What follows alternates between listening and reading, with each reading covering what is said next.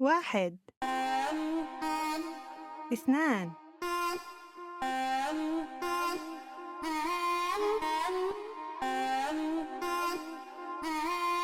ثلاثة.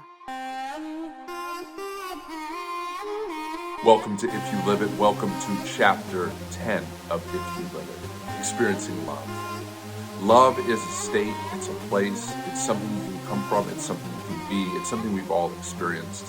In this case, we're not talking about romantic love in any way whatsoever, the attraction of one to another. We are talking about the attraction to all through the gift of love. That is a level of consciousness, that is a choice, that is an opportunity, that is a place of awareness, that is the byproduct of working this program to its conclusion. You have an opportunity to find yourself in love. When we reference love, when we reference willingness, acceptance, reason, or any of these other aspects that we go through in this entire book from step 1 all the way to step 12, we're referencing them back based against Dr. Hawkins' map and scale of consciousness, which you can look up yourself. This is not a channel, this is not a book that's devoted to a full exploration of the scale of consciousness, but it's used as a context. It's used as a backdrop. It's used as a way to understand and have an understanding of escalating levels of experiencing love, present. The awareness of God, present. A connection with the divine, present, imminent. And do your own research. Check it out. It is more than worth your time to see what this is, to see what it means for you. In context of this chapter, this is just a brief introduction leading into the book's chapter being read on this particular video. On Mondays, we have a podcast version that gets released. We have the content version on the website, which is the written chapter that gets released for you. And then we do this video. So you have 3 different ways to digest or to use this material with regards to applying it to your own life and doing the 12 steps yourself. Chapter 10, Experiencing Love, has to do with taking a daily inventory of your life, seeing where you have wronged others, where you have judged others, where you have held positionality over others, where you have been mean to another, where you have taken, stolen, where you have done something other than being a gift to another. And in that process, you are taking that into the evening and you're seeing, where do these amends need to be made?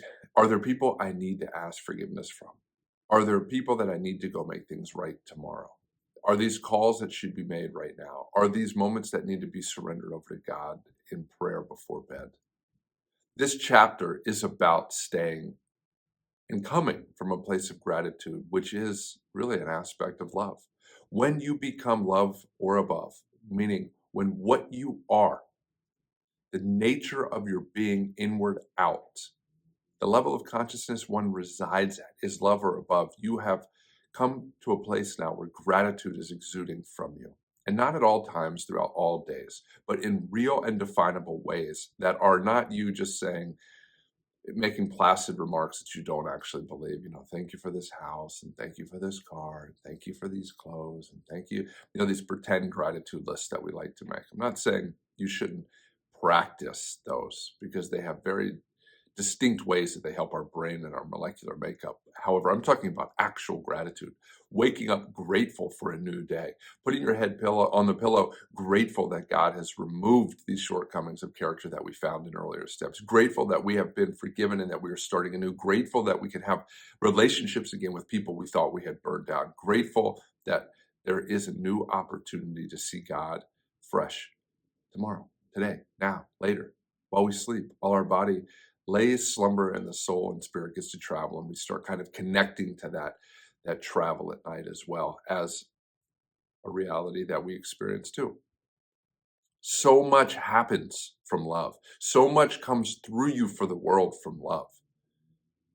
Love is an unbelievably powerful place to come from with regards to how God will use you, how you will see angels, how miracles will arise, how people in your life will be healed by your presence, not because of you, because you're some magician, but because what is coming through you has so much more power to it to them. There's so much more God can do with you when you've reached this level of love or above. Thank you for being here. Again, this is If You Live It. This is a book. This is a program. This is a website. This is a community. This is an online video arsenal of spiritual and practical principles that you can apply to your life to find God imminent, here, now, with you, not somewhere else over there judging you. So what happens next is the chapter will be introduced, it will be read, and it will scroll on the screen. I hope you enjoy it. You can always check back in the description of this video for the link that takes you directly to the website where you can read this material and have this chapter for yourself printed out before the book comes out. You can print all these chapters out and never have to pay for the book.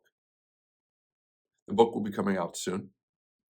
Big Tree Publishing is the outlet which it will come out through. You'll be able to find it on Amazon. You'll be able to find it on Barnes & Noble. You'll be able to find it on pretty much anywhere that you buy books online. It will start going into bookstores, physical bookstores, in areas where we see through the website and other means that people are consuming this material so that you have it at your fingertips where you could go grab it quickly. This is an exciting time for you if you've made it to this channel and you've done what leads up to this. If you found this video the first time, this is the first thing you're seeing, you have so much you can go back and check out. Every week, we drop on Mondays a chapter video, a chapter podcast, and like I said, the information on the website, ifyouliveit.com, under the content section. There's also a thought for the week that's around a religious quote, to be quite honest. We're taking in Hinduism, Buddhism, Christianity, and Taoism. Every week, there's a different quote that represents some spiritual truth that is of value for the week, and then a quick thought around it. And then every day on my Instagram page and on Facebook at If You Live It, and then Mason Burks on Instagram, we just do a daily quote and a daily prayer. So daily truth and daily prayer, which will be its own book, Delivered Devotion, at the end of the year, leading into 2026. So this is If You Live It. I'm Mason Wooldridge. I'm the founder of this channel, the author of this book, a spiritual teacher, someone who is here to love on the world and to give back based on the gifts that have been given to him. So with no further ado, chapter 10, Experiencing Love. Chapter 10, Experiencing Love. It's time to transcend understanding. There are several goals for this book with regards to its creation. Number one, provide insight and opportunity for someone to have the experience of God as imminent. Number two, provide a context for the experience of God as self. Number three, provide a definable way to transcend the ego and arrive at a level of love or above in this lifetime. Once someone becomes love, the rest is only a matter of time, meaning the work of this book is done, and the rest is up to your intent and your karma for this lifetime. By reaching a level of love as your subjective reality of life, you have arrived at a point where what comes next is between you and God, and the degree to which you have the fortitude to run the final legs of the surrender race and arrive at victorious peace. The 12 steps in and of themselves, as written in this book, have enough power to deliver someone from hell to heaven, meaning the first goal for writing this book. If the reader does and completes the steps integrally, has enough innate value to carry someone into an experience of God as real. The supporting information and commentary written throughout this book, apart from the actual steps, have the added authority of high degrees of truth, which further provide a context for the power of the 12 steps. Lastly, the context of commentary and the steps taken together, absorbed, even if not understood, have the ability to deliver the reader directly into a level of love or above in this lifetime as a result with a high degree of likelihood. This book makes no claim about delivering enlightenment into your life as a byproduct of reading it. But what it does do is point you glaringly in the direction of God through truth, as well as lay out the roadmap for how to arrive at a final destination. If you have a desire to connect with God in many of the ways that Jesus connected with God, enlightenment is your goal. Surrender is your first step. Forgiveness is for everyone, and gratitude for the journey is what will keep you moving towards the destination. The calibrated level of love is rarefied air, and where someone can find themselves calibrating innately if they chase after God without ceasing. And it's also the first time a person has the opportunity to experience more sunshine on their daily experience than they do rain, or in another sense, more happiness present than pain experienced. Based on Hawkins' map of consciousness, when someone is love, quite naturally their view of God is as a loving creator. The way this person sees life and interacts with life is benign, meaning a natural disposition of grace and kindliness towards most of life.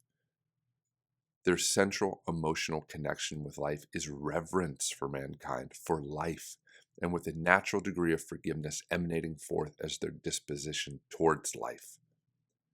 Quite possibly, the greatest gift of calibrating at the level of love is the fact that revelations about God, the universe, mankind, and the self all start matriculating into awareness as more regular occurrences, creating prolonged mountaintop experiences and immediate realities of God as real and prominent in all things. What happens from calibrating as love and moving on to even higher states is through love you have the contextual understanding and firsthand experience with divinity needed to reach what's known as Christhood, or through Hawkins' map of consciousness, a calibrated level of consciousness of unconditional love. Without love being present as a reality first, there are not enough regular occurrences with truth to provide the experiencer with the realizations that only continued surrender and forgiveness will take you to what's next. It is only through intensive and radical based subjective honesty can one reach the doorway of unconditional love through a surrendered life. To move on from love into higher dimensions, one first has to be willing to let go of all victimhood and be willing to forgive everyone for everything. You start that process by witnessing how God forgave you for what you thought at one point was unforgivable, and then use that understanding as the basis for projecting out the realized gift from firsthand experience to the world around you. It's at the level of unconditional love where Christ's words of "forgive them for they know not what they do" begin to provide actual context for daily living. As I was going through this level of consciousness, the other thing that marks its reality is that suddenly unexplainable phenomena start arising that present themselves as if out of nowhere, that are now with you for a moment, but not for continued moments, which act like doorways into much higher dimensions of consciousness. At the level of love, you start to see higher truths in glimpses, which are fleeting but instructional. And it's the truth of these glimpses that help propel you ever onward and upward towards the next set of heights worth climbing. In essence, once you have moments with God, you can't not want more time where God is present in ways you never thought imaginable. Love as your level of interacting with the world around you is the first time as a person where you have transcended a complete attachment to the ego. You have not, however, transcended it in totality. This step is designed to deliver someone into regular and right standing with divinity by making life a continual practice of surrender, forgiveness, and gratitude. Once this step of the 12 steps is completed and practiced daily, you can now speak about the reality of gratitude firsthand in your everyday experience of life. Once you have walked through the fear of talking to someone about how you wronged them, by admitting those wrongs openly and then walking away with your side of the street cleaned, you know gratitude is a byproduct of faith in action and not just an occasional emotional set. In this step, we make surrender and forgiveness a daily exercise, which in turn will create a context for understanding how to use gratitude as a driving force moving forward. Also, because of where we are in the steps, one can start to see that through the surrender process and the choice to forgive yourself, God and the world around you, gratitude starts naturally arising as a state of awareness, like what thoughts, feelings, and emotions once arose as. Gratitude for being forgiven is what propels the person forgiven into a world where they're now able to forgive where needed and admit when they were wrong without the fear of judgment. This step is about constantly coming face to face with humility and in admitting we are not perfected beings while in this body, capable of never making a mistake again, but what we are is found in the knowingness that we came from that which created us. This knowingness separates all lower levels from the level of love, as well as the experiencer of life from the witness of life unfolding naturally around you. If you desire to know God, set your intent on being love. Once becoming love, surrender over ever reaching unconditional love and enlightenment and ask God to accept a new intent of transcending even love to know God more fully. To reach unconditional love requires several things. But for the purpose of this book, we'll look at the most important one: forgiving everyone, all the time, for everything, no matter what. This doesn't mean you have to take part in another's folly again and again, but it does mean you understand and acknowledge that all must be forgiven for the sake of the person doing the forgiving, mainly because they know not what they do to start with. I came to this realization when I fully knew that God had forgiven me for choices made when I knew not what I was doing. The only sin for mankind is ignorance. Everything else is a byproduct of such. And it's through ignorance that fear-based decision-making is chosen time and time again, with the byproduct of fear being destruction and devastation, judgment and anger, wrath and resentment, pain and suffering, desiring and craving, wanting and lusting, all to end with more pain and culminating in creating more fear. Fear leads to more fear, never to God. One does not find God through sackcloth and ashes. One starts to see God everywhere once they realize their Creator does not require sackcloth and ashes for repentance. God does not judge you. You judge you. When you freely give forgiveness without wanting anything in return, you quickly realize freedom and God are one and the same thing.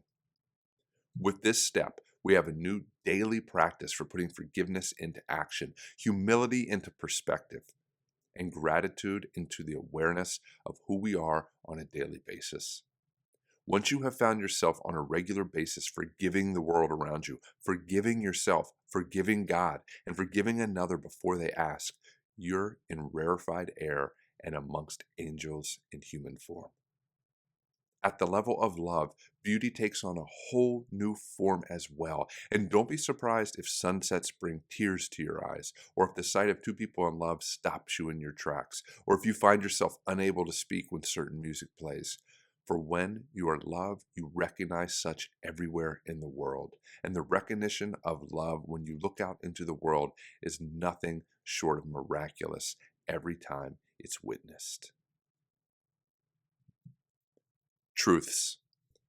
Shuangzi, a wise man teaches others without using words. The Apocryphon of James. Seek wisdom earnestly through learning. Practice wisdom by being faithful, loving, and charitable. The Dhammapada. The body is a fragile thing. It must be protected against evil by the strong walls of wisdom. The Upanishads. Understanding immortality. Those who are wise do not seek for truth among those things which are impermanent. Contemplating on truth. For many years, I believed I was just and right in teaching others about life before I truly went out and lived it with any definable merit. I had a yearning to be the Tony Robbins type, complete with a program guaranteed to produce positive results for better living, and I dreamed of the time when crowds would gather around my feet to learn from my teaching and worship at the altar of Mason. I held this notion in mind as the pinnacle for my passions, and I used other speakers from around the globe as inspiration, motivation, and as possibilities for how my life could play out, and for what life would look like when I arrived finally at completion and happiness. I now laugh at such naivete, mainly because I know that one man's path is never the same as another person's. But secondarily, what would another person's course of life be in comparison to finding out what this one has in store for you as the traveler? What one man does can only serve as a compass for another, never the actual trip in totality. When I searched for, prayed for, longed for, pleaded for, and downright lost my mind over was a way to express love through words as opposed to factual experience.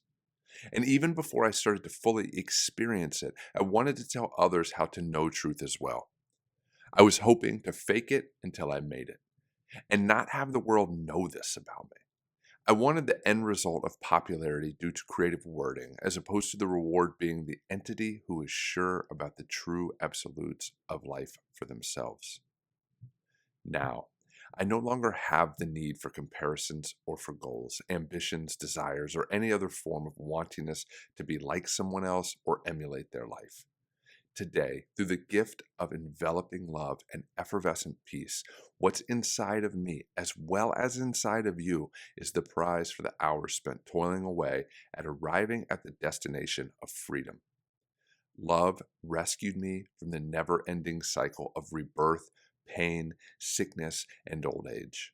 Love pulled me from the depths of hell and then delivered me into the experiential reality of continual perfection and love witnessed, and no longer love witnessed as a phenomena of two people joined in attachment, but of the natural order of life where God is present in ways many never get to see for themselves. Love, and only love, is what the journey is for. To express it, experience it, feel it, touch it, think it, witness it, observe it, and then eventually be it. If you live a life dedicated to the pursuit of love, you'll find your it when you're ready. And you'll find that it was never in the direction towards crowds gathered at your feet to begin with. During the early years of my life, I pursued a spiritual understanding that went far beyond book learning and classically styled research. For most of my adolescent life, more years than not, I had an unyielding intent to reach the truth about life, religion, and the point of it all, which I pursued with a reckless abandon in doing everything I could to reach truth. However, more than wanting answers to the aforementioned points of interest, I needed to know what God was and is. Did God exist? Why was I here? And what is this place we call Earth all about with regards to being human? Then, after finding a direct awareness of God at age 20, I spent 12 years doing my best to forget I ever had these questions answered. But thankfully for me, the past can only stay hidden for so long. At 20 years old, I had my first glimpse of the reality of God in the form of experiencing the knowingness that God is. But I didn't have the life experience yet to fully comprehend the ramifications of this realization. So, as I said, I spent years out on the lam after that experience with innate divinity, doing my best to turn over every rock and squeeze every ounce out of life to find out what was the real truth, and not the truth someone else was selling. After finding myself squarely in hell, 12 years searching for language about God, again out in the world, I woke up and decided I had gone long enough trying to hide from the questions which defined my childhood, sculpted my adolescence, matured my young adulthood, and now found my journey had delivered me squarely back to the question of what God is. To my amazement, God never forgot about me or my lines of questioning. And once I became ready to pay attention, God showed off and reminded me that love is the backdrop for all of everything there is that's observable and unobservable. Along the way, I asked for a definition of what we all are, and the answer to that came as well. I, in greater or lesser degrees of intensity. Which led to my next question. What is I exactly? The reply was God, known through love, experienced, witnessed, and observed through consciousness. Upon further reflection, subsequent raises in consciousness levels, and an experienceable reality currently which justifies such bold writings as these, love continually shines through as all there is we can experience of God, because love is how we get to have awareness of God in lesser or greater degrees of intensity. We know God through love, and we know God because of love. God is not found in fear or judgments or resentments or any other manifestation of the lower mind. God is known because of love, through acts of surrender, forgiveness, and gratitude, eventually presenting the reality that God is all there is. The physical body is nothing more than a vessel for experience to matriculate from. The physical body is fragile compared to that which created and sustains it. The physical body is limited compared to that which created it. The physical body is prone to disease and death, unlike that which created it. The physical body is what most people believe they are. The physical body is nothing more than a bag of meat, bones, along with a supercomputer, all working together to create the proper conditions allowable for experience to appear singular and separate from another. We are not our bodies, but most believe they are. We are not our thoughts, but most believe they are. We are not our feelings and emotions, but most believe they are. The physical body allows the witness of experience to have a subjective reality of localized consciousness. The body is subject to the mind until it is not any longer. The mind is a receptor point for consciousness and the ego alike. The body will create within itself what the mind holds as allowable and permissible. The body will move forward against evil only when the witnesser of experience has the intent to do so. The body is subject to karma and what the witness holds in mind to be true, and because of this, effects of fear are often misinterpreted as credible and then act as aids to the manifestation of a weak mind-body experience.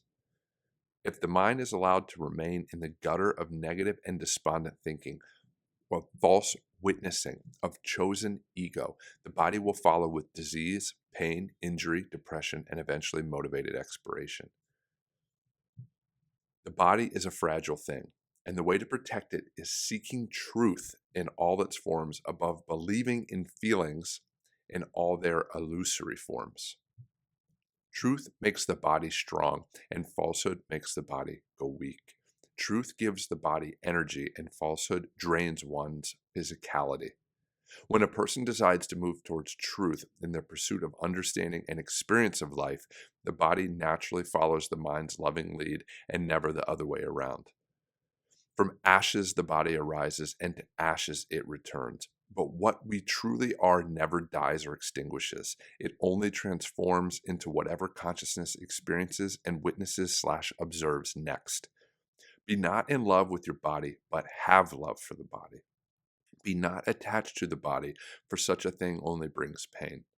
When you truly know you are not the body, you have realized a great truth. When you know you're not the mind, freedom is close. Understanding immortality is made clear when the person seeking to understand life and death lets go of his or her attachment to anything physical in nature and then seeks to understand that the non-physical elements of inquiry present an attachment as well.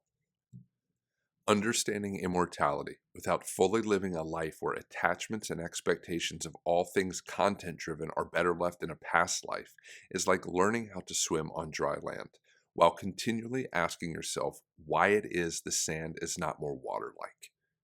Is it possible to know about water from the vantage point of dry land? Yes, but not conducive to actually swimming in it. Is it possible to watch someone swimming and get an idea for how it's done? Yes, but in this case, you're not the one having to stay afloat. Is it even possible to practice your strokes while fixed to the shoreline and have an idea of what it feels like to swim? Yes, but the feelings are only best guesses. Contemplating immortality and experiencing immortality are entirely different paradigms of existence. The person who seeks to know the nature of God is on the path to experiencing God. However, being on the path is not knowing the scenery of the destination, but only the steps currently taken. When you decide to let go of attachments and expectations to your beliefs of God, the nature of man, and the reasons for existence, you won't have to try and understand life anymore. You'll start fully experiencing it to the point where floating above water is effortless, and witnessing life and observing life take on degrees of buoyancy rather than lead-laden shoes. To those who are wise among us reading this thought here, and for those who are reading this thought and desiring wisdom in their life, either beginning scenario can create the same end where one knows what it is to swim. Understanding trumps guessing. Experiencing trumps understanding. Knowingness trumps experiencing. And witnessing/observing as byproducts of knowingness allow for immortality to become evident. Seek truth for its own sake and without attachment to what's found, and soon experience will present itself in a way where guessing about what comes after physical death is no more a part of your knowingness than trying to swim while still affixed to the soil, which only ever butted up to the water. Instructions for Step 10. This step can be performed in several different ways, with the first being at the end of each day, looking back over the day for moments you judged another, lied, need to forgive another or be forgiven by another, were quick to anger with someone, gave your opinion unsolicited to another person, or otherwise didn't treat another as you would wish to be treated. Once seeing these instances, agreeing to reach out to these people and admit where you were wrong, or working these instances through the 4-step matrix and presenting your findings to the person you wronged the next day. Either way, this step is about admitting where we fell short of grace during the course of the day, and then taking immediate action where possible to ask for forgiveness and practice humility. In my daily practice of this step, in every moment, surrender is facilitated where applicable, and when possible, in the moment, seeking innately to remedy the situation. Step 10. Endeavor to do both daily. Take personal inventory, and where I'm wrong, quickly admit it. 3. Step 10 prayer. I surrender over my desires to be right, to be appreciated, wanted, desired, thought highly of, and all desires to be better than another or lord over another.